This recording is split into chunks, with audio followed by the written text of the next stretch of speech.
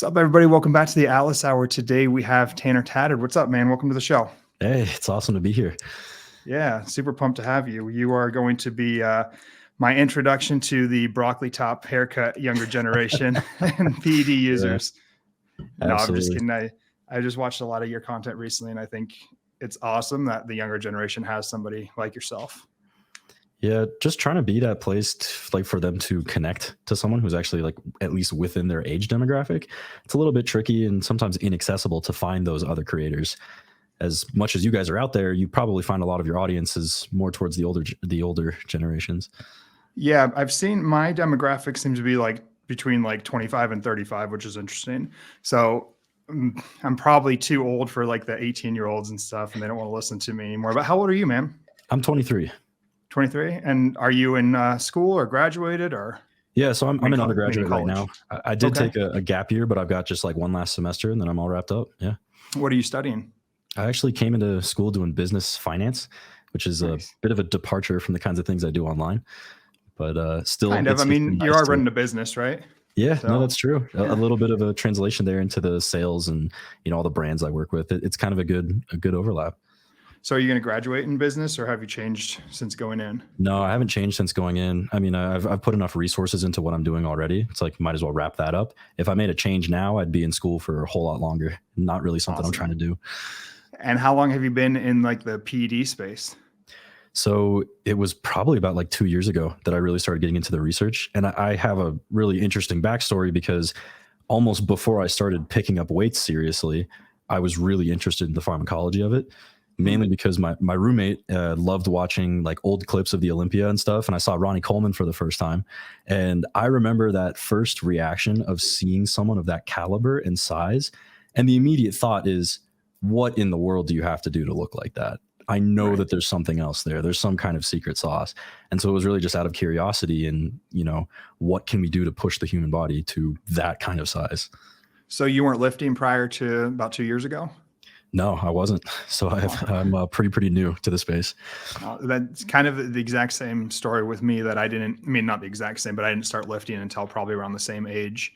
I was actually skin and bone scrawny. Like I was a little skate punk, had, like long dyed black hair and skinny jeans. And it wasn't until after I graduated and started getting into it. I started, but I didn't get into PEDs I think I lifted a few years naturally at least. But when I first started, there wasn't really the info on everything. I remember looking at Ronnie Coleman and wondering if he was natty. And then, we had like the bodybuilding.com forums where it wasn't really discussed too much. And everybody they would kind of guess or speculate like, yeah, they're definitely on Dat Dare Cell Tech. I don't know if you ever heard that, but that's what everybody used to say, Dat Dare Cell Tech. That was like a way of saying you're on gear. Yep. And it was interesting. And then I started, diving deeper and deeper, getting into some of the, more obscure forums and figuring out myself. Yeah, it's an interesting little dynamic now, especially the way that the information landscape has changed so much. You guys had to really, really dig through stuff to find any information, and whether or not it was good was a total coin toss. Guys like GH15, circulating all that good stuff. Everything's floating around from site enhancement to like, oh yeah, do this cycle. My buddy did it. He exploded, whatever it was. Right. And now, I mean, we have a lot of very high quality creators, which makes that information a lot more filtered, and you can kind of cross-reference. If there's a similar theme among the things that all of these creators are saying, there's very likely to be some truth to what they're talking about. Yeah, absolutely. And I was just listening to your podcast with Vigorous Steve, and you've only done like one real cycle. Is that true?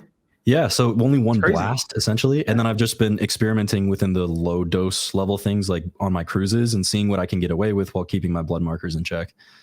And I'd say you have a pretty darn respectable physique for a younger guy, like you're in your young 20s. I've got a decade plus on you and you look better than I do. And you've done very minimal, which is awesome. Yeah, that's honestly just what I've been trying to push for, especially because there might come a point where high doses do become a mandatory thing. I've said it sometimes, but I do want to get into open bodybuilding. And so that's a long journey ahead of me. And that might also be demanding on the PED side of things.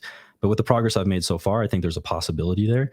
And I like to tell people that doses are something that you earn, and that earning it comes from dieting and training, I mean, religiously, to be quite honest. Absolutely. And I kind of look at it as like there is a ceiling, and you do kind of adapt and get used to doses, if you will. So if you've maxed out your ceiling early on, like what do you do from there? Which is definitely what happened to me.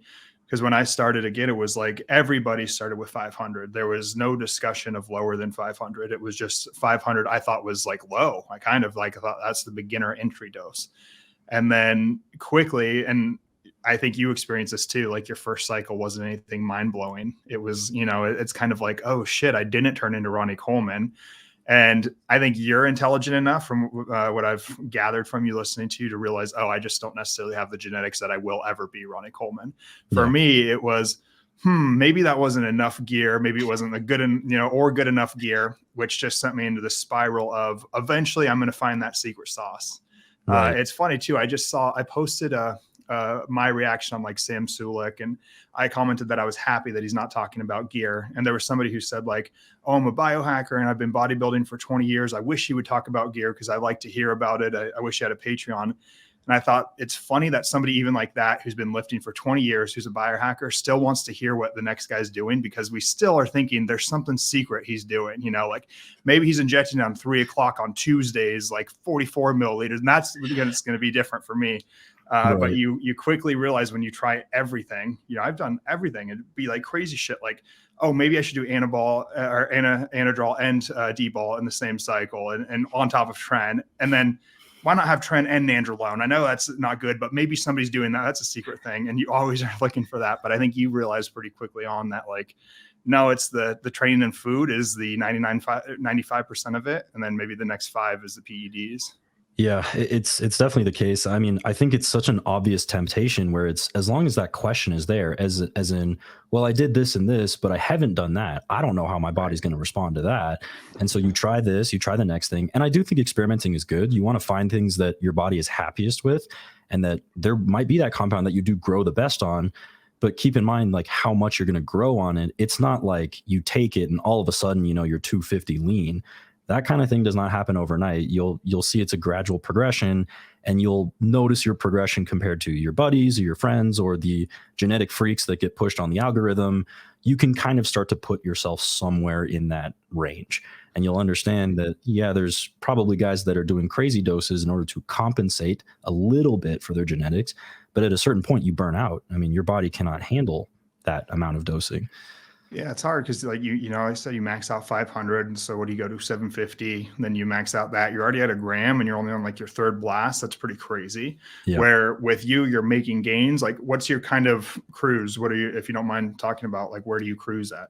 Yeah. So the first cruise that I was doing, I started at 1 milligram per pound of body weight, and that was like my weekly dose of testosterone. I do tend to be a pretty big proponent of adjusting your doses based on how much you weigh. Just logically, from like a lot of the medical studies and stuff that I read, they're obviously going to adjust things based on milligrams per kilogram. And that's a similar approach for testosterone. So that's kind of where I started at. For me, that was like 150-ish. And then bringing things up and up and up and up to like around like 175, like closer to 200, seeing like, where can I push this and actually like get maximum androgens in my body without stressing out my blood pressure, without stressing out my blood work. I find that I'm pretty resilient, which is really nice in some ways. But then obviously that kind of opens up the door to putting more things in your body. The experiments that I've done so far, so I came off of my first cycle, and then after that, it was on like around 175, 200 test. And then I was pretty good there, cruising at that. I decided to experiment with low dose trenbolone, and then that was 75 milligrams a week. I did not get any negative side effects. I felt pretty good on it mentally. I was talking to another creator, Colton Lukes. He's on First Attachment with me. And he and I both feel that there's this slight CEO mindset that some people do get out of low dose trenbolone. Obviously, that's given that their health markers are in check and that they are using it responsibly. I was also using injectable glutathione with that to bring in antioxidants into my body and kind of help to alleviate any of the systemic stressors that trenbolone might be putting on me. Beyond that, I did get a coach, and what he put me on was 350 test, 175 deca, 175 masteron, and that was to be run indefinitely until I was ready to do a large enough growing cycle. That ended up not being a very positive experience. I responded very negatively to deca. A lot of people do talk about how gear is glorified and everyone only talks about the good sides. Deca was a very miserable experience for me, and I will speak honestly about that till the end of days. And then what I'm doing right now is I wanted to try or to see how I responded to boldenone and see if I get the downward pressure on estrogen from it. It seems like in Alex Keekel's experience, he did a little bit of a pseudo study with his clients. He found it was N equals like 470 or something, like almost 500 people. He found that it was about in 50% of them that the boldenone was suppressing their estrogen. And so in my blood work, I find that the boldenone does have estrogen suppression for me. So I might be able to use that to control estrogen on future cycles. So everything I've been doing right now is just like low level experimenting and seeing what I can handle in preparation for once I'm lean enough to be able to do a bulking cycle, bring up the doses a little bit, but I don't really see myself going above 750 right now. I'm only 180 pounds, so I do have a lot of size to put on. Yeah. When you talk about Tren, you said CEO. What do you mean by that? Yeah. So what we noticed is like we were corroborating our experiences with it. You're a lot sharper. There's a lot of drive. And I can see some aspects of it where it starts to, like, if I was using a higher dose, it would be a bit toxic, as in you want to conquer things and claim things. And there are times when you see people around you as pawns a little bit. Where it's like everything is a big strategy game. What can I use and leverage in this position or in that position? And it's a very resourceful mindset, given that you're still treating people as people and humans as humans, and you're respectful and obviously all of those good things. If I was using higher doses, if some guy was like, oh yeah, 1-to-1 ratio, Tren to test, man, I have no idea what I would feel like on that. I think even at 75, that was plenty for me. Yeah, I did some of those crazy 1-to-1 ratios, or like I did either really high Tren with low test, 1-to-1, or like, because it used to be high Tren, low test is what everybody would tell you to do. Yeah. Honestly, it made me very like deviant. I feel like looking back, I don't even really recognize myself. And it's interesting that you say that, kind of looking at people like pawns. Like it was for me a lot of like females. Like I was very sexually deviant, and in relationships, I was just a fucking ass. Like, I could have like 4 girls who all thought they were my number one, and I was just like somehow navigating them all and just being like an asshole, and like looking back, I'm like, damn, why was I doing that? How was I doing that? It's just like insane. And I don't want to blame it on just the drugs, because of course there's there's some of me in there too, but it's kind of weird, because now I'm looking back like, that's a weird human being. Why were you doing that? It's a real thing. And I think it's something that's not really talked about that much. We do like to talk about like mitigating side effects and like from a physical standpoint, but relationships are really important. I've noticed, especially my first cycle, I remember my estrogen spiked because I didn't bridge up to my dosage. I was only using 300 milligrams a week, but my total testosterone was extremely low as a natural. So my total test went from 300 to 2,300. That's quite the spike. And so I also got quite the spike in estrogen. My hormones were all over the place. I was like texting my exes and bouncing back and forth from this one and that one. Yeah. And it's like exactly what you were experiencing, where it was like, dang, like I'm in love with this girl, and then I'm in love with that girl. And then there's other situations where it's like, oh, like I know if I say this, then maybe I'll get, it was a nightmare. And you look back on your actions and you're like, was that really me? Like, yeah, right. It's kind of like you're in a dream. Like I feel like I'm outside of my body looking down. Like, when you're in a dream and you're like, you see yourself doing something. Like when I look back, I'm like, damn, I can't even really remember doing that. But that's weird. It doesn't feel like me. And that's scary. And people should realize that can happen.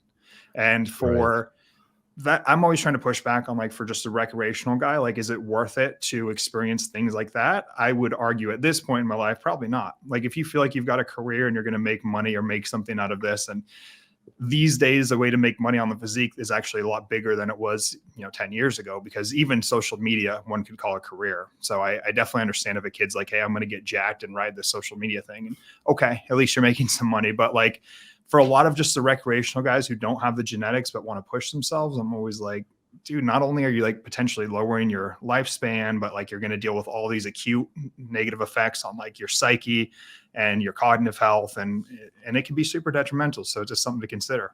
Yeah, I think, the idea of gear in exchange for social media fame is a really dangerous one, because we've seen it proven time and time again. There are plenty of naturals that are able to build impressive physiques.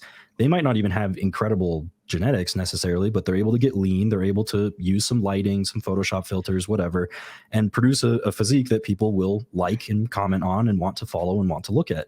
That doesn't require any enhancements at all. And so if you're coming at it from the approach of, oh, I know what I'm going to do, I'm going to get on gear and I'm going to get so many followers and everyone's going to like me and I'm going to look awesome, it's a bit of a, you're counting your chickens before they've hatched. you don't really know how you're going to respond to this stuff. You might have the worst experience of your life. You might have horrible back acne. And then all that everyone's going to comment on is your acne and your side effects. And they're not going to see you for you.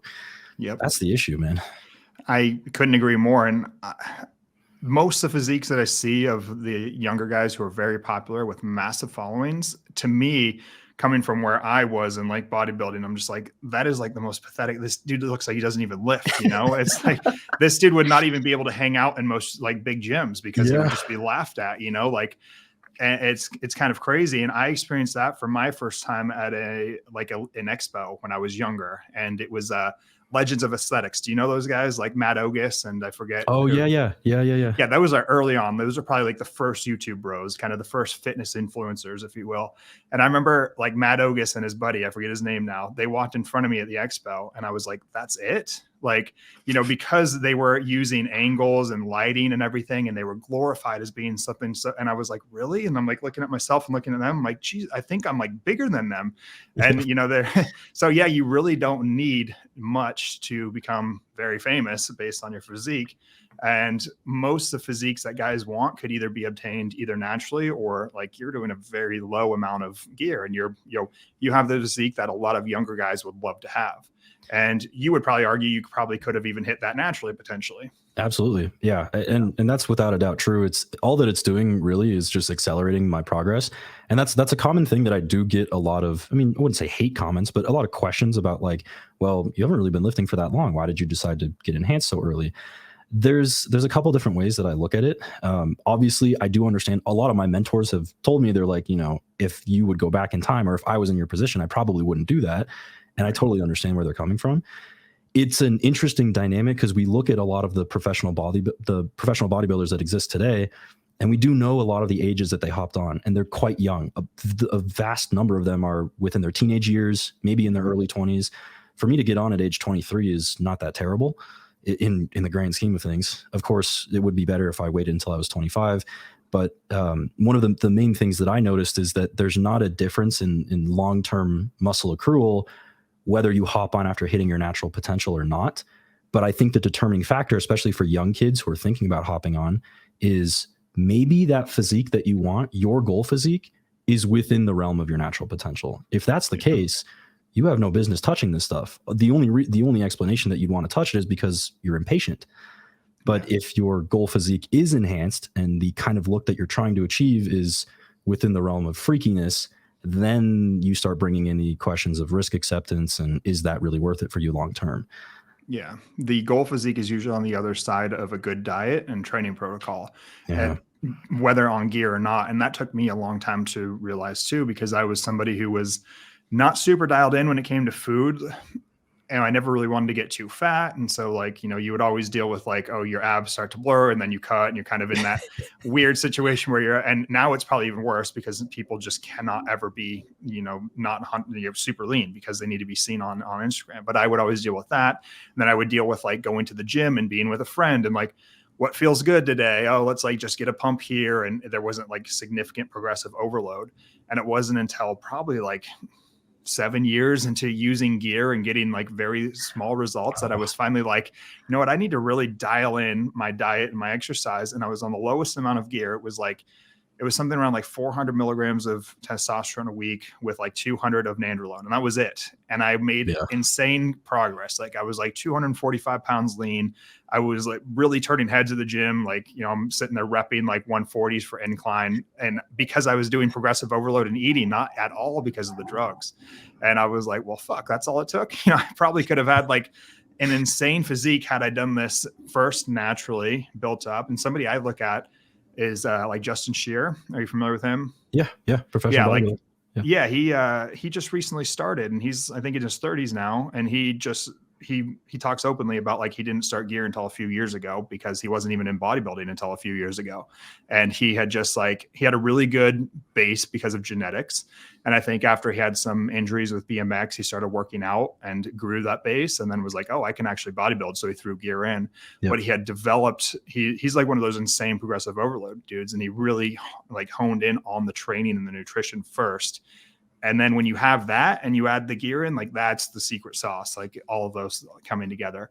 But everybody mixes that up and thinks the gear is the secret sauce. And the other stuff is like, you can be shitty if you've got that. I literally remember thinking that sometimes, like, oh, that wasn't that good of a workout, but I'm on a ton of shit right now. I'm going to get results from it anyways. Like I would really think that. I like, oh, I don't really want to do that extra rep because fuck it, I'm on enough stuff. It'll probably end up being okay. And it wasn't. It didn't end up being okay. Yeah, exactly. I think one of the best metaphors for it is actually from Justin Harris. And he's talked about how, you know, if you imagine building a physique is like building a house, and if you use more gear, you get more workers. Well, that's awesome. You can have like, you know, 500 workers show up at your house, but if you don't have any materials, there's no house that's going to be built. The materials are the food. You need to put in the quality food in your house in order to build up that physique, build up that house. And again, make sure that the materials are quality. If you're eating McDonald's because you're drinking with your buddies every Friday, Saturday night and expecting to get a sick physique out of it, you know, you're a little bit misguided. You can have all the workers in the world, but it's not really going to overcompensate that much. I think to a certain degree it can. There are guys who have used very large doses and their diets aren't exactly dialed in. They will make some progress. That's obviously genetic dependent as well, but you're really limiting yourself by not having that foundation of a good diet and a good training regimen. 100%. Yeah. And somebody will always inevitably quote the study of guys being on 600 milligrams of testosterone and putting on lean mass. I'm like, sure. Okay. But there is a ceiling to that too. Like just like you said, if you don't have the substrate to build the muscle, like eventually that's going to come to an end. You're not just going to be like accruing mass out of thin air. You know, you're going to defy the laws of thermodynamics. Yeah. It just, the lean mass, I mean, lean mass is water. If you want to increase your lean mass, hydrate yourself because that is technically lean mass. So we don't really know like how much true muscle they were putting on, you know? Mm-hmm. Another thing, going back to that cycle with the nandrolone, what were your negative effects on nandrolone? Yeah. So the main thing I noticed, I know that the masteron was controlling the estrogen, so I wasn't going to have any estrogenic effects on that. I felt pretty good from that standpoint. Normally, I notice like I can tolerate a ton of estrogen, but I do eventually at a certain point start waking up, like not getting morning wood. My sex drive is kind of downregulated. My situation with nandrolone was my mental state just started degrading really, really rapidly. And it was over the course of, because of DECA, it wasn't until like around like 8 weeks on it, 9 weeks on it, until things started like really getting bad. How so? And so what I mainly noticed is because when I was natural, I definitely struggled with a lot of depression. And I think that was partially attributable to my hormone levels because they were low throughout my developmental years, low in my early 20s. And it wasn't until I got on testosterone that my mindset completely changed and those effects started going away, which was interesting after going through a gamut of psychiatric medicine. But with DECA, I started feeling those experiences again. So I was starting to get depressed. I was starting to isolate myself, wanting to avoid social situations, becoming basically like a hermit and not reaching out to friends. Any small inconveniences in my life were detrimental to me. And beyond that, I got the fabled DECA dick, which was horrible. If you want to build relationships with a girl, for instance, that can absolutely affect you negatively. So all of those signs pointed to DECA is not a good thing for me. My coach at the time didn't believe me when I was talking about these things and said that like, oh, it's fine, like keep running it. And so I decided to pull out of that and have gradually been feeling better ever since. The DECA will be fully cleared out of my system sometime in October. Nice. Yeah, I've experienced with me and DECA, what I've experienced the most is my cognitive decline. Even at low doses. I did like 50 milligrams within the past like 2 months for a few weeks. And I just felt like my verbal acuity was significantly decreased. Like I was stuttering, at loss for words. And I've noticed that over the years too. When I kind of stopped using higher gear was because I felt like I was getting stupider. I just literally felt like I was, you know, at loss for words all the time. I couldn't articulate what I felt like I had in my brain, where I had my recall was really slow. And that scared me. That was probably the one thing that changed because that was acute and I could feel it. Like thinking about heart disease, we're all like, oh, that's in the future. You know, don't need to worry about that. But when I started being like, oh, this is like, I've got a doctorate and I can't even articulate the information that I've learned. This is scary. And I kind of experienced it again, even using a low dose of nandrolone just to see what all the hype is about. I'm like, oh shit, I used to use this a lot. Maybe that was really contributing. And when you look at the data on neurotoxicity, like nandrolone's pretty neurotoxic. Yeah. So it doesn't surprise me that it affects your psyche, but also, cognition. And yeah, there's a lot of that stuff that we don't talk about. Yeah, I do strongly agree with that. That's something that, we look back at some of the poster boys of the nandrolone only cycles coming out of like the 70s, 80s. And a lot of these guys, you start looking into their personal lives, like into their later years, and there's pretty clear signs of mental degradation, which is super, super unfortunate that we didn't have the literature out at that time in order to kind of warn them that using these larger doses, not really doing anything, maybe on the peptide side for mental health, would end up in such bad situations. There's also, obviously rumors that float around. You've probably seen some of Derek More Plates More Dates funny videos like Tren turned me gay and all of these other crazy things. But I think these compounds are so overstimulatory to your brain and also just toxic in many ways that they will rewire things in ways that you as a person are inherently not. Exactly. Dude, it's so weird. And like, not that it turned me gay, but I definitely remember being like, sometimes like, what the fuck was I just watching on Pornhub? And it was like, I have never been attracted to that in my life. Like, why is that? And, and after coming off, it's like, you're no longer even interested at all in that. You're really looking back like, that was fucking weird. So I can definitely see, like, luckily I never turned gay or anything. Well, not luckily, I'm sorry to those gay listeners. Well, yeah, that's true. But, no, for you luckily, personally, that's not, yeah. For me personally, I would have been a bummer of a side effect. To those gay listeners, I'm proud for you. Go do your thing. But yeah, that's funny, dude. It's very true. It changes you significantly. Especially from a sexual standpoint. I mean, that's like one of the main things that I'd noticed is that I was experimenting with trenbolone, and then you just start thinking about things a little bit differently. There's like different things that are really stoking your fire as opposed to other things. And you notice it kind of going down this slippery slope of like, this is kind of messed up. Like in retrospect, the things that I'm looking at are like, wow, okay. I mean, I was convenient for me. It's like not really something that bothers me that much, but like there are definitely guys that they would be uncomfortable with, like, for example, how violent the things that they're getting into are. And that is especially the case if you're in an active relationship and the girl that you're with is like, where is this coming from? Like, does he still like me? Is this like, this is getting a little bit maybe abusive? Like there's definitely a dangerous territory there. Yeah, and I think it can kind of fuck younger guys up long term. And a lot of younger guys are probably getting into this with already some amount of like psychiatric, degradation to some extent. Like, you were coming in as a depressed young guy. Yeah, I was coming in with you could call a mental disorder because I had an eating disorder. And most of these guys are, I mean, they're coming in because they have low self-esteem or whatever, and they want to build up a physique. Very few guys get in just being like, oh, I love training. And that's all. Some guys do. And for those guys, I'm super jealous because that was never me. And most guys have some demons that they're trying to battle. And then they add in things that just give them worse external demons and exacerbate the internal ones even more.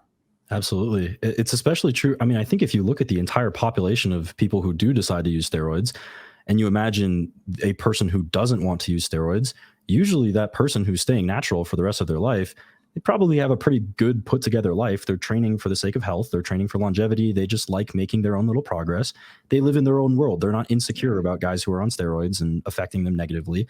Whereas this cycle of anxiety and depression and just like negative thoughts about your own physique, a lot of guys suffer from. And the logical out of that is, oh, there's like a substance I can take. There's a drug that's going to make me feel better. Yeah. When in reality, I mean, you're not going to look like Chris Bumstead when you wake up day 2 of your cycle.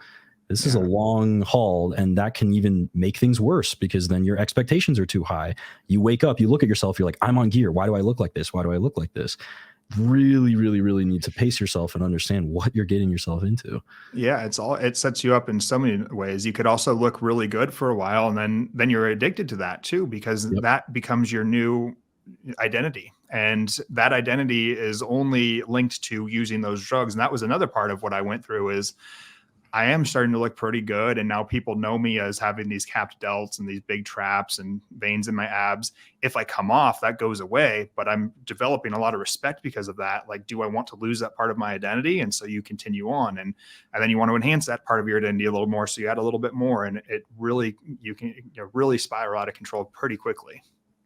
Yeah, there's really no doubts about that. You hear a lot of professional bodybuilders talk about how hard it is for them to actually come off of everything, to let their physique go.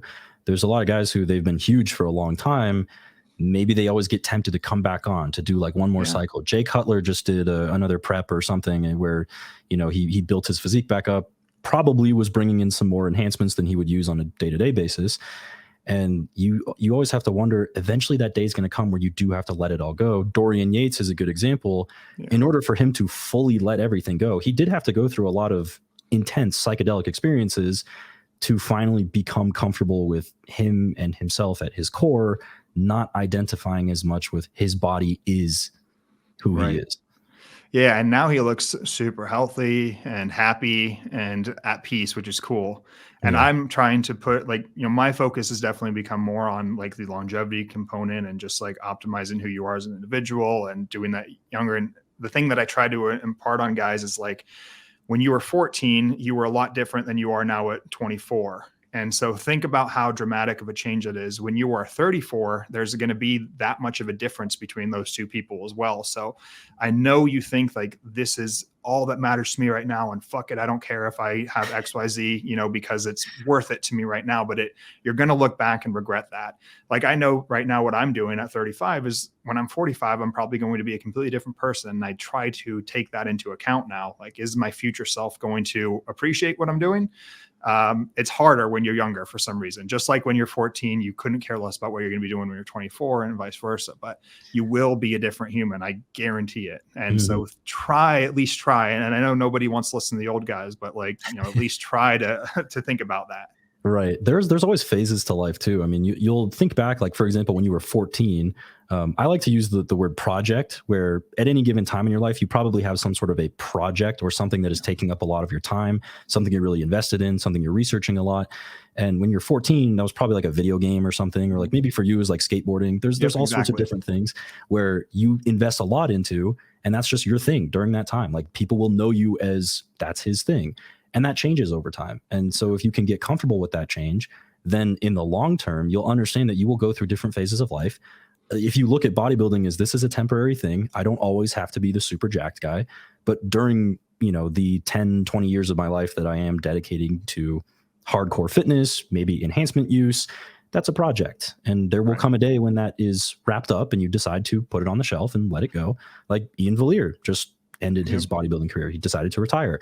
It's going to be really interesting to watch him and to see where is he going to shift his energy next. He's dedicated a ton of energy to bodybuilding. He'll probably continue to live that lifestyle for a little bit because it's so ingrained into him, but it's not going to take his soul anymore. Yeah. He's given a lot to it, but he can finally start to slowly let it go.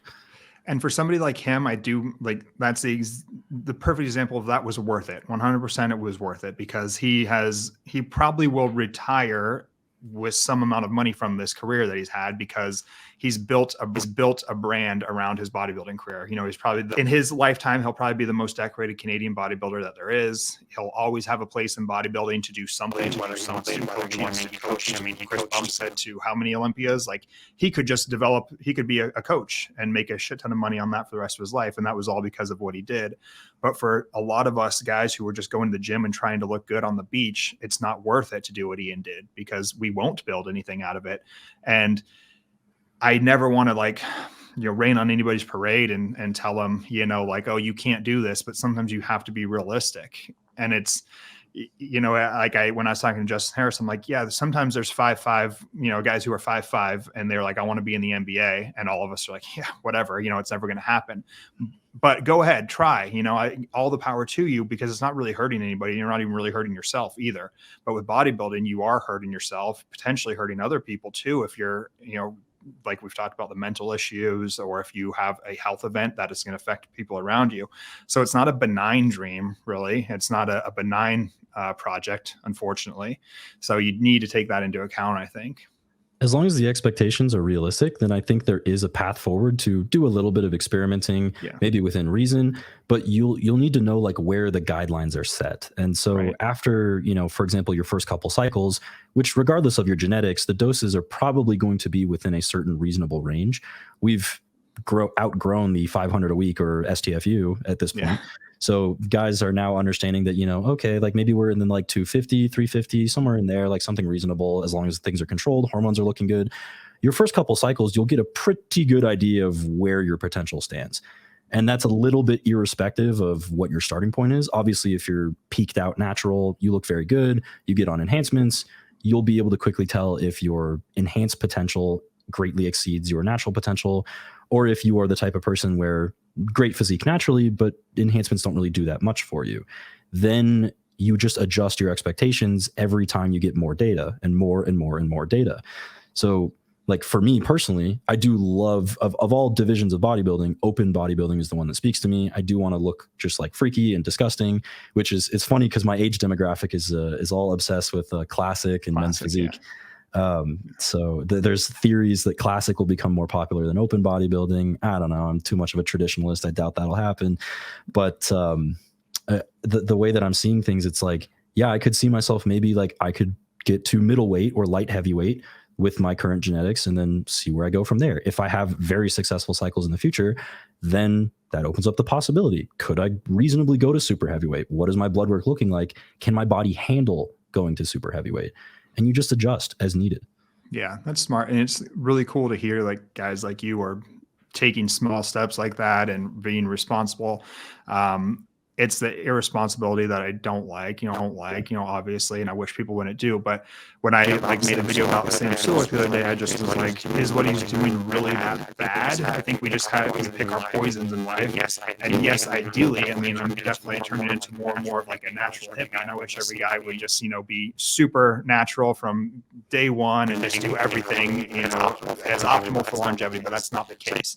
So you can pick your poison, and it can be like, vaping every day and drinking your Venti Starbucks bullshit, and then, having tons of Trulies and fucking White Claws and all kinds of bullshit at night. Or you could do a steroid cycle and be responsible. I mean, I think I could legitimately design myself a pretty hefty cycle right now and look at my labs and have kind of spotless labs because of my understanding of pharmacology and ancillaries. Like, I'm sure I could probably get to very high levels of androgens and still have a very low ApoB, have low blood pressure, have good kidney function, have good lipids, because I have the knowledge to. And so I think it's possible to do some of these things relatively safe. Maybe there's some neurodegeneration things that I can't offset, but there's probably neurodegeneration with vaping and getting shit-faced 3 times a week too, Yeah. So you kind of do got to pick your poison, and not that I'm giving people like a pass to go do so, but I do. And when you compare it to other things, I think it's actually probably kind of safer in some ways. Yeah, that's absolutely true. And it's one of the main reasons why when people ask me, a common question I get, especially younger guys, is how old do I have to be to hop on? And my immediate response is, it's not an age thing. There are absolutely 28-year-olds that have no business touching this stuff. They have no idea what they're doing. They have no responsibility touching it. I don't care what age you are, although it's probably safer for you from a psychological standpoint. Your brain is fully developed. That's all well and good. But the other thing is, if you just don't know what you're doing, then I don't think it can be done responsibly at all. And so I like to really hammer on the fact that it is a game of knowledge. And I think I would also argue that there's some sort of a minimum age, as in you need to spend a minimum amount of years understanding the information. Because if you understand enough of this stuff, then you would know that getting on at 16 is probably an unwise decision. You would know that 17, 18, you're really, really, really accepting a lot of risk. Long term, you might alter the blueprint of your brain and make you into a different person than you would have been otherwise if you had waited until you were 25. So there is this game of knowledge. I do think, for example, the Sam Sulek situation, he's in a position where he's promoting an enhanced physique, not promoting, but he has one. A lot of guys look up to him. That starts raising the question in their own heads, is like, if I want to look like Sam, I know that enhancements become part of that equation. And there's arguments on both sides of the fence. Should Sam be open about gear and open about what he does to stay safe when he's using it? Or should Sam maybe not touch it at all? Maybe not ever bring that topic up? I can see arguments on both sides. I mean, I want to talk about that issue at length with you. What are you thinking on it? Man, I don't know. I think it's a double-edged sword, because on one end you have the fact that there is like all this information out there, and you can get like true information and hear from people like, oh, this is what people are actually doing, and you don't have to assume and then go do irresponsible things. And then on the other side of it, it's also, people never believe it when they say what they're doing, like on Fouad's podcast, when guys are like, oh, the most Tren I've ever done is 700 a week. People are like, bullshit, and it's like, well, that's still a lot of, Tren. They're probably being pretty honest, but yeah. I don't know. It's like, I've felt like it's been a double-edged sword, because there's so many guys who who just hop on now because they know that Derek talked about it, or Leo or Steve or you, and they're like, oh, everybody's doing it, where when I was coming up, we didn't know, and I didn't even have the resources to like find it. So it was kind of better in that way. But it was also kind of worse because when I did find it, the information was shit. So it's like on one side of the thing, we have really good info out there and it's really good, but it also has kind of opened the door for anybody to try at any time. So it's hard. Right. Yeah. And I mean, with him, I think now that so many people are talking about it, with him, I think it would be kind of cool to not, and just be like, I'm never going to bring it up and I'm never going to monetize talking about gear, because he does kind of remind me of that like 90s era. Like, I'm just going to eat fucking big, whatever comes my way, you know, kind of like the Lee Priest style, and just like blow the fuck up and be bloated and lift heavy ass weight and with shitty form. And I kind of like it, where it's like now we have the newer generation who's like, oh, I'm going to put, you know, incremental like half-pound plates on. I'm going to mark it all down, and I'm going to take 350 testosterone. And I'll tell you my entire cycle and all my ancillaries. I think it's kind of cool watching Sam just be raw as fuck. That's something that I do really appreciate as well, because there's just been this big gaping void in terms of like raw training footage, because now everything's a little bit overly edited. There's like, you know, some cameraman wiggling the camera up and down every time they're like doing a rep or whatever. And sometimes I just want to see that like old blood and guts style training with like, you know, how Dorian Yates and Leroy, and just like, you know, yell, rip it out, train. That part of Sam I really do like. And I think he can find a good space for himself within the enhancement world if he doesn't say anything, because everyone's going to know that he's enhanced. They're not going to know what he uses. And so it eliminates the risk of people copying his cycle. So Sam and I, interestingly, he and I used to be friends on TikTok. We both followed each other. And it's nice to be able to talk to people like that about what they're doing. But then at the same time, it's like, yeah, I understand why you can't talk about this stuff openly, because you have hundreds of thousands of people who would do anything or take any pill to look like you. And honestly, for him to just push the foundations instead, which is, hey, I train really hard, and that's honestly the most important part of the videos that he makes, that's awesome. A little bit of concerns about his diet, obviously. I don't know if you've watched his full day of eating, but that's a little bit of a mess, especially for someone who is enhanced. I worry, but have not had the opportunity to talk blood work with him, so I don't know how that's looking. Yeah, it'd be interesting. We need to. I need to get Fouad to bring him over to Merrick so I can look at his labs and get him on. Well, I mean, who knows? He might be super safe. He might be taking all kinds of lipid lowering agents and blood pressure. That would be something. That would be something. These days, there's no excuse to not. I feel like in that regard. Yeah. So he probably is, and I'm sure like Fouad's been pretty open with him and talked to him about, you know, some of his stuff and what he wishes he would have done from an ancillary standpoint. Yeah, Fouad's an interesting case. I mean, I do remember Leo a while ago was taking a look at Fouad's situation about, I think it's like kidneys were an issue for him. And whatever protocol that he ended up getting on was actually having the opposite effect and was just making his kidneys a lot worse. Since then, I mean, I imagine Fouad's got good voices in his ears and he's wrapped things up and things are getting better for him, especially now that he's stopped pushing doses. Because back then he was kind of on the fence about like, oh, I'm going to come back. Like I'm going to compete again. I'm going to, you know, do one last show, whatever it was, stressing out his body even more. And when it was in a position where it really honestly couldn't handle that.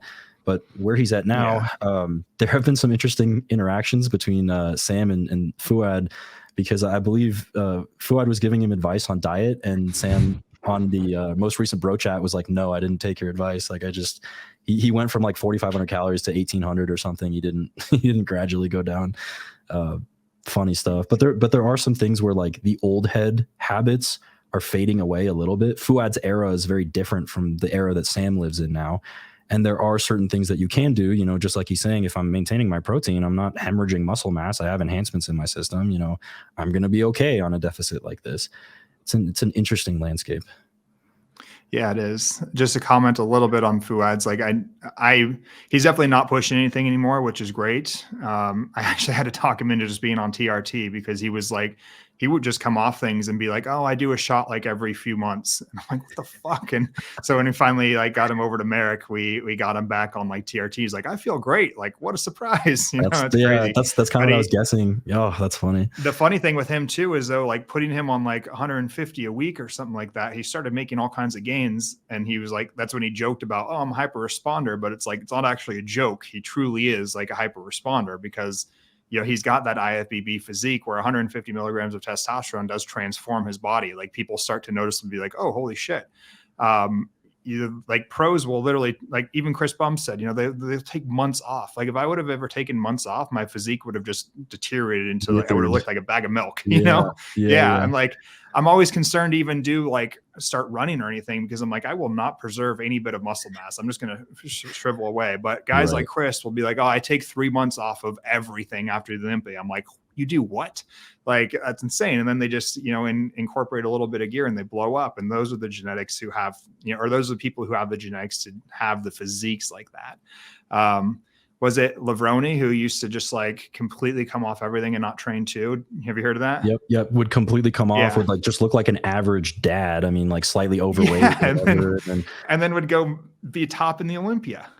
Like that's insane. Who does that? Yeah, especially that era too. There was a lot of site enhancement. There was like Esicline was pretty popular for them too. So they knew that they could, ramp doses up, build back all their muscle mass that they had. They obviously, you need the genetics to get there anyway, but then to produce that absolutely freaky, unbelievable, look that they all had. Yeah, there's enhancements is kind of a part of it. It is good to hear Fouad's situation, especially if you've only been injecting like once every couple months or whatever.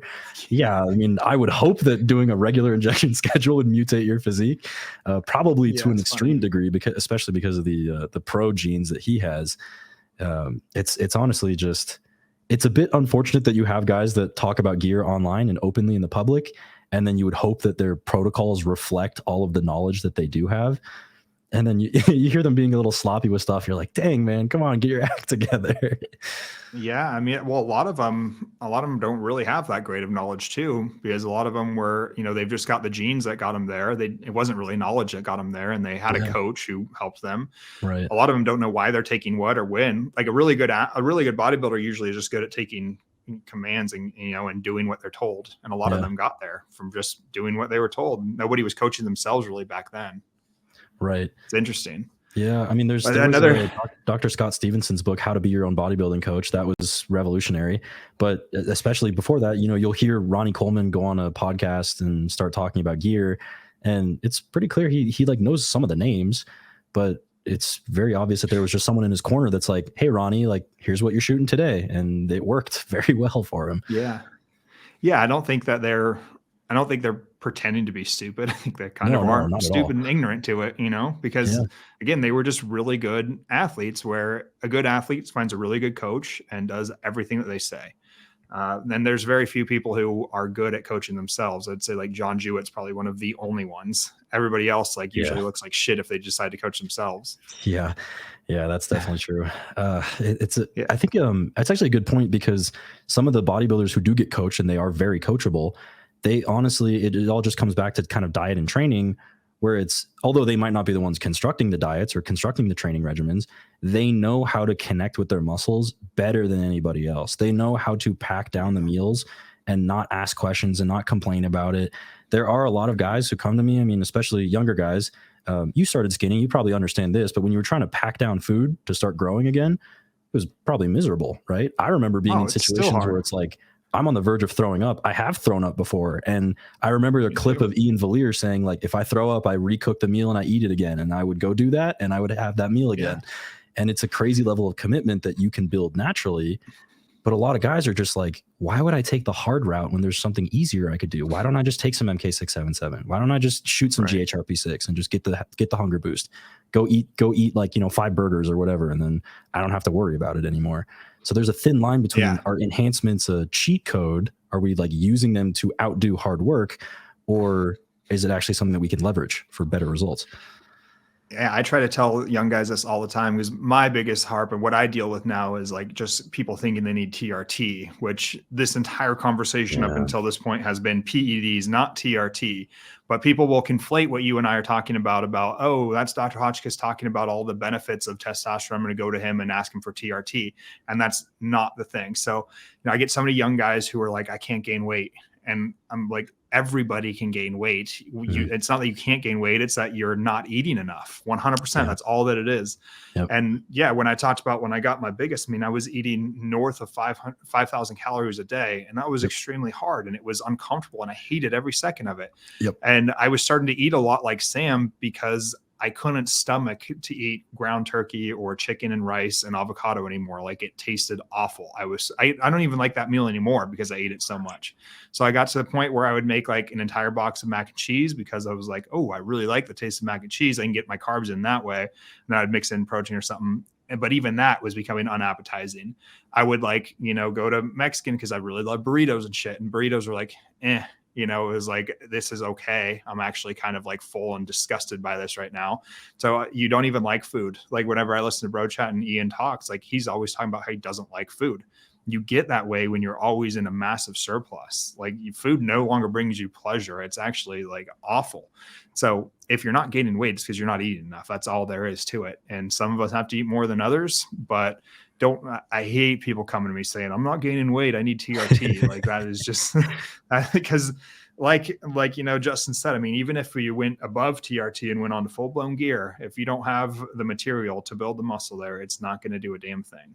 No, exactly. That's the case. And it's really cool to be now getting into the industry and having a lot of friends, because publicly on social media, they do make videos and they talk about things, but it's mostly stuff that's going to hit the algorithm. All of these niche topics about like, what is it like on a day-to-day basis when you have to eat that much food? I have a buddy who's on Hostile. His name's Josh Quick, Art of Aesthetics. And he's a huge dude. I mean, he's tall and then also has a ton of muscle mass. He's switching from classic to open sometime soon, I do believe. And he says like, food is nothing to him, and it's just like cardboard. And it's like, if I need to achieve a certain physique, then I will simply eat that food. It's just like a chore. It's like, oh, you have on your little to-do list, go clean the house or whatever, go scrub the toilet. It's like, eat this meal, and you just eat it. It doesn't really matter what it tastes like. That's why you start seeing bodybuilders, they'll post their meals on social media, and it's like there's greens powder on their eggs, and there's like maple syrup and all this weird junk that makes no sense. But they're getting their macros in and they don't really care what it tastes like anymore. Yeah. I mean, like Hunter was blending his shit and everybody was hating on him. But I mean, like Hunter Labrada I'm talking about. And I mean, that's what it took for him because he doesn't like to eat. So he's like, fuck it. I'll put an entire box of Rice Krispies in there and a few chicken breasts and I'll blend it down. And there it is. He did stop doing the shakes. And I think his physique improved a lot. I think a lot of people were saying that he's got a lot better of a look. And so I think like for your situation, for example, guys who want to start are tempted by the dirty bulk because they just can't eat that clean food anymore. You are making a little bit of a sacrifice in terms of physique. I think so. Like it would be really interesting to see if Sam completely cleaned up his diet, Sam Sulek, and wondering what would that do for him? How much clean food would adjust what his physique looks like. Yeah, it's always weird from when you think about it from like a thermodynamic standpoint, it makes zero sense. And, like the food scientists would argue till they're, blue the face that calories a calorie and it doesn't matter. But then you've got the bodybuilders like Fouad's generation will absolutely tell you my body's 100% different if I eat this versus that. It's like, I don't know. I've always, I know we always kind of like the evidence-based community hates on bodybuilding, but I've always found that usually bodybuilders are like way ahead of everybody else by like probably a decade. And then they're like, oh, here's some new literature to support what bodybuilders have been saying all along. It's kind of interesting. So I try to like never hate on them. It's so cool, especially to see when bodybuilders are doing something that's way ahead of their time, and then scientists look at it and they're like, huh, that's actually kind of interesting. Like maybe there's something there, and they test it and they find out that it's right. So I think it's that perfect cauldron of passion and obsession that you will do whatever it takes and experiment and try to find a way that will bring you the best results above everyone else. And that's going to accelerate, almost like compound that scientific progress a lot faster than is like a profit incentive for some medication that a brand can sell a lot of or whatever it may be, right? There are a lot of guys, especially within the research world, that are very passionate about what they do, and they've made huge progressions within that world. Dr. Lane Orton, I think, is one guy who's really knowledgeable.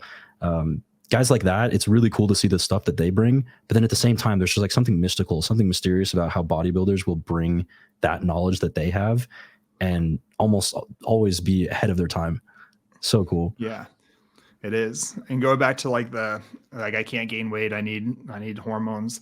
I forgot about this until just now. I won't say his name, but he was a patient of mine who is a very, very well decorated power lifter and has like world records in all kinds of things. And the dude, when we got his testosterone was in the 100s, and he had no reason to lie to me whatsoever. And he provided all of his old labs and said, yeah, doc, I've always been hypogonadal and I've always had an issue with it. And I competed in a tested sport and I just realized I would never be able to fix it. So I decided not to let that hinder me. And I just ate more and lifted heavier. And this dude has insane mass, insane strength. And he has literally been hypogonadal the entire time. I was like, holy shit, you know, like he's the nicest guy ever. And I had to, because he left his sport now and he still doesn't want to get on TRT. And I'm like trying to really talk him into it. Like, dude, I think there's going to be like beneficial for your health. Like, I think we need to do this. And he's like, I don't know, I'll think about it. I'll talk to my wife. So it's like, he's not like lying to me, but the fact that he was able to like build all of that size and strength with having hypogonadal proves to me that testosterone isn't the end all be all.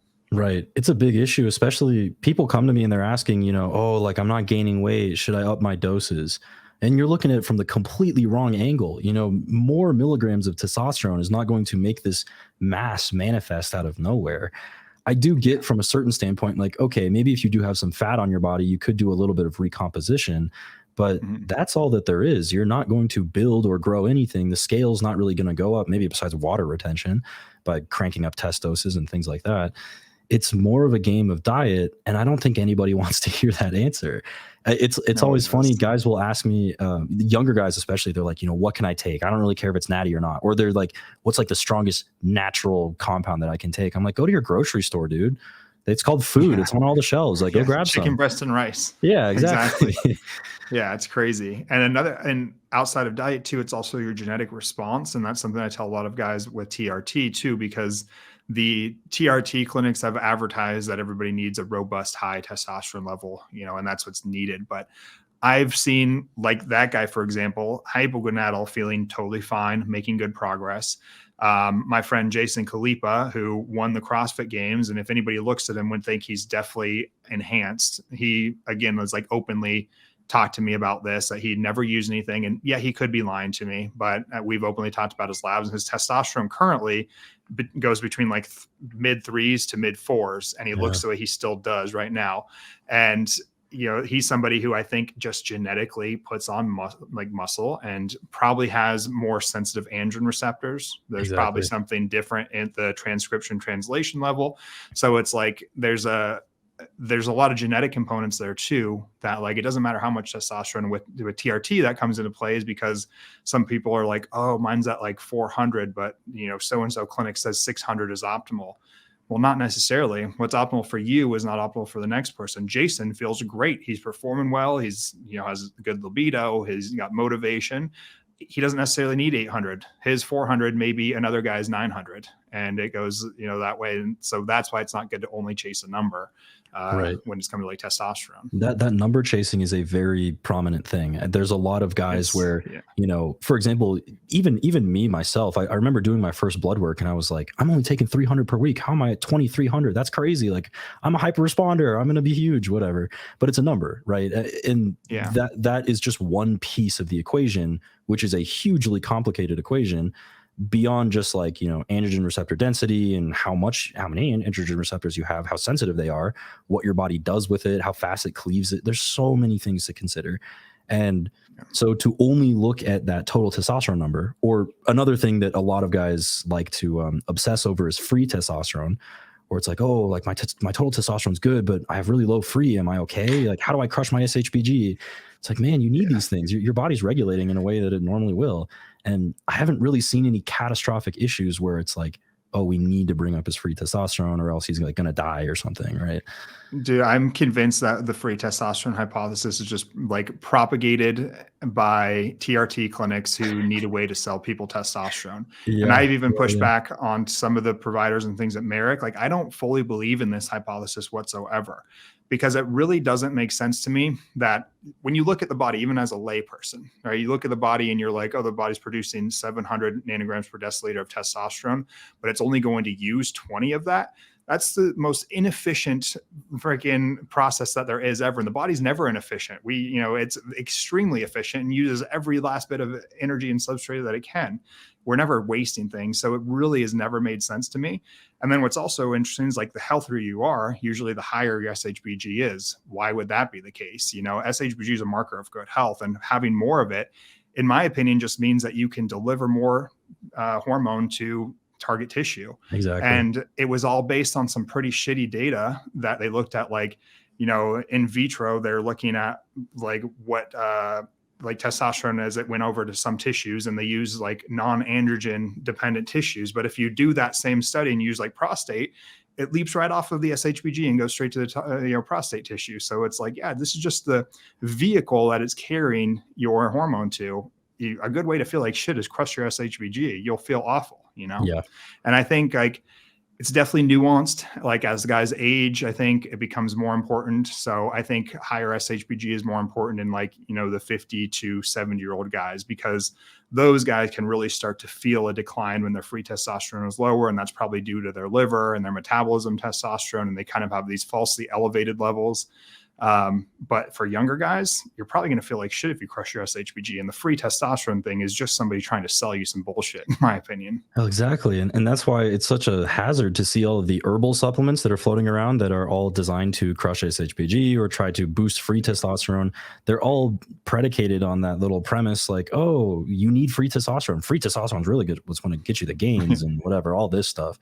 And it's like, man, I wish that you would just save your money and go buy some like organic chicken breast instead. Like, don't even be bothering with this stuff. It's really, really unfortunate. And so I try to push that as often as I can, that if you are a natural, there's no one supplement that's going to radically change your life. There's great evidence behind creatine. That's something that I could support and something that I could get behind. But it's not like there's this little like herbal hack or like this pill that your buddy told you to get. There's no cell tech shenanigans that you're going to use. I know. And even if you are going to use, like Fadoja and Tonkat Ali and boron, and you do increase your testosterone by 20 or 30%, like, does that mean anything for your gains? Likely not, because there's probably no difference between the gains of a 600 nanogram per deciliter and 1,000 nanogram per deciliter. Like, I'd argue the gains are going to be very negligible, if noticeable at all. Yeah. So is it worth it? Is it, if it's worth it if all you care about is a number on the paper, sure. But as far as, like real life changes in your physique, you're probably not going to get many. Yeah, there is that big concern about the obsession over numbers on paper, and especially true of guys on cycle. One of the biggest issues I see is estrogen. Guys will see an estrogen number that they don't like, and they associate negative things with that number, when in reality, their body's completely fine. They probably feel better than ever. Having more estrogen signaling is better for your gains anyway. If you're tolerating it totally okay, then there's no issue. You don't have a problem. You're inventing one in your own head. And, it's kind of a similar thing with donating blood, where guys are like, oh, like I need to donate blood. When in reality, your blood work is not corroborating that. You don't need to donate blood. Obviously, if you do need to donate blood, then you do need to donate blood. I don't want to fall too much on one side of the camp, on one or the other. Same is true for AIs. It's not like I'm anti-AI or pro-AI. If you do need the control, you use the right tool for the job. It's a bit of a simple equation, the way that I see it. Yeah, 100%. I'm pretty like anti-AI for most people on TRT. When you're using like PEDs, obviously it's a completely different story. But I think I never actually use AIs, hardly ever. I maybe had like, one box that I made my way through over like freaking 7 years. Like every now and then I would just randomly take one because I'd be like, I think I'm fluffier. Let's see what happens if I add something, which was just stupid. But I think I probably had some like risk mitigation via not lowering estrogen, because when I think about all the neuroprotective benefits and the cardioprotective benefits, I'm like, oh, hopefully, at least that's how I sleep at night, is thinking like, oh, I left my estradiol really high all the time. Hopefully it was pretty protective for a lot of stupid shit that I was doing. Yeah, exactly. And that's the way that I see AIs, especially. So for TRT example, if you have to use a long-term AI to control your TRT, that says more about the dosage that you're taking to begin with than it 100%. Does about, needing an AI or needing something else with AI-like properties. And so for people who are using enhancements, it's usually like you mess something up and you need an AI as like a little Band-Aid. But in the future, it's not like a long-term solution. Usually you'd be using something like Primobolan or Masteron to control your AI long-term. Those are the common practices that I see, or just like seeing where you tolerate high estrogen and seeing how high you can push it. If you are going to be a professional bodybuilder, that might include things like gynosurgery, and then estrogen is even less of a problem for you. There's tons of things 100%. That really differentiate the TRT world from the, super enhanced world. Yeah, couldn't be more to the truth. Like, with TRT, people should really think about what the word says is testosterone replacement. So you should be replacing what you should already have. And if you're starting to get all kinds of side effects like gyno and elevated red blood cell count and everything, like ask yourself, would my body naturally be doing this if I were producing this level of testosterone? If it wouldn't, then your body probably isn't healthy enough to accept the dose that you're giving it, or you're dosing inappropriately in some way, either too much or like the frequency is too spread apart or something. So that is like where, yeah, when guys ask me like, am I going to get side effects on TRT? In my opinion, theoretically, there should be zero side effects to TRT if we're actually doing replacement dose. And that's where the problem comes. Like guys have a 400 and they think that they need a 900. Well, your body's really producing right now what you should be producing. And when you're unhealthy and you have a high body fat and everything, your levels go down because testosterone doesn't do good in that kind of a body. You know, you don't have the environment. You haven't primed your body for a higher level of testosterone. So what we really need to do is get you healthy first before ever introducing that. Yeah, it's very unfortunate, especially to see followers that I have coming to me telling me their TRT protocols, and they are not at all anything like the natural diurnal rhythms of testosterone that the human body produces. You know, if you're taking one shot of Nebido every 2 months or something crazy, it's like, man, I really worry that your doctor doesn't understand half-lives, or, you know, one shot of Cypionate once every 2 weeks. And I always do this little like diagram for them with my hands where it's like, you're doing one shot here and just dwindling away into nothingness. And then you're spiking yourself again. The human body just like floats on this nice little gentle roller coaster on a day-to-day basis. That's how normal natural testosterone works. And spiking yourself and crashing yourself, and even to the point where they're asking me like, hey, I feel really sluggish and sleepy, like before I get my next shot, what do I do? It's like, man, shoot more frequently. I mean, I don't know any reason why a doctor would be anti that unless they have patients that are just unwilling to inject. Yeah, 100%. And maybe we can close out on the topic of SARMs, because this is something that I think you know a decent amount about, and you deal with a lot of guys who use them. I'm kind of in the camp where I think they really shouldn't even be used at this point at all. I don't like them due to all of the negative side effects that I see. I see guys harm themselves more on SARMs than they do on other normal anabolics. Yeah. But if a guy is interested, I guess they're in that younger camp. Like, what have you seen with SARMs, and would you recommend them for anyone? Do they have any place, any utility? So here's where the SARM world comes from. Like, so to put this all in context, usually as a younger guy, when someone's telling you not to do something, which you might be able to relate to this, your immediate answer is no, screw you. You flip them the bird and then you go do it anyway. That is almost universally the case. And so if a guy is like, I want to get jacked, maybe they're afraid of needles, or they live with their parents and they don't want their parents finding stuff. Well, this little holy grail on a shining platform appears. It's called a SARM. And they're like, wow, this seems awesome. Great. I'm going to run that and get huge. They might not understand all of the risks that are associated with it. It would be really nice if they did, but they probably don't. And so the way that I'm going to approach that is that I need to understand that I can relate to these guys in my age demographic. You're impatient. You are surrounded and bombarded on social media by amazing physiques. And you just want to look like that, and you'll do anything it takes. So if you're going to accept a certain level of risk, you need to understand what you're getting into, as in you might be putting yourself in a position where you need TRT for life. There are innumerable cases where guys have used SARMs or abused SARMs throughout their teenage years, didn't do anything to maintain their natural testosterone production, and they end up in a situation where their testosterone's in the gutter. They feel horrible. Their natural testosterone has never came back to anything close to what it was before. For whatever reason, the SARMs seem to really, really wreck the HPTA. So the way that I approach it is, if you are going to do this, so this is a worst case scenario. Best case scenario, you listen to me and you're like, yeah, you know what? He's kind of right. I'm just going to stay natural. I'm going to learn how to diet and train. I'm going to focus all my resources into that. That's perfect. Worst case scenario, you don't want to do that. That's okay. I was once a teenager too. Then you would want to consider something to maintain your natural testosterone production while you are using the SARM. So one of the most common options for them is enclomiphene, because it's also oral. Although I do tend to lean towards HCG, it is a subcutaneous injectable. The last thing I need is someone's mom finding their needles and, you know, having a disaster there where the kid loses his needles, loses his HCG, loses his way to maintain his natural testosterone production, and he's probably screwed on multiple levels. So enclomiphene being an oral compound makes it a lot more accessible for them. They're able to get the LH and FSH stimulation. They're able to maintain their natural testosterone production and not crush it into nothingness while using these SARMs. And then when they decide to come off, then the SARM use stops. The enclomiphene might continue for a week or two afterwards, at least until the half-life of the compound is completely out of their system, and then they can pull out the enclomiphene. Their natural testosterone will roughly return back to where it was before. That's kind of the entire landscape of SARMs within my age demographic. So you're doing SARMs concurrently with enclomiphene? Yeah. I like that. I think that's a relatively decent idea. With two guys in the past, like as clients, I've done Anavar and enclomiphene, which was actually for the entire free testosterone hypothesis, because there was one guy in particular who had like insanely high SHBG, like I think over 100, and his free testosterone was always crushed, and he didn't feel great even though he had great total. And so we're like, okay, what can we try to do? Because I don't want to suppress this guy's natural production if we don't have to. So let's try to do a dose of Anavar, which has a significantly, suppressive effect or significant repressive effect on SHBG.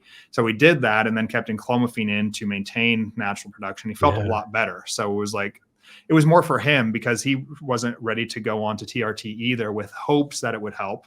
And after that, he was like, okay, I do feel significantly better. It'd be worth it for me to go on TRT.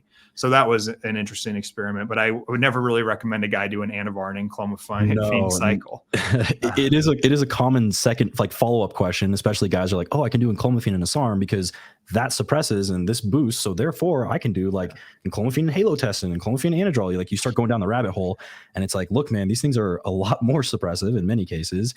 You're bringing in a ton of liver damage for reasons that might not really align. And how much gains are you really going to get out of just doing an oral only cycle? That leaves a lot to be seen. Out of curiosity, what were the doses that you were using in that experiment? It was 12.5 of enclomiphene daily. Yep. And then the Anavar was only like twice a week, 11.5. I think it comes in weird doses from compounding pharmacies. So it was a really small amount of Anavar. Yeah, that's really just small. Like twice a week. Yeah, because that has a pretty suppressive effect. And like when we're prescribing it pharmaceutically, like medicinally, it's a pretty low amount and it will suppress pretty good.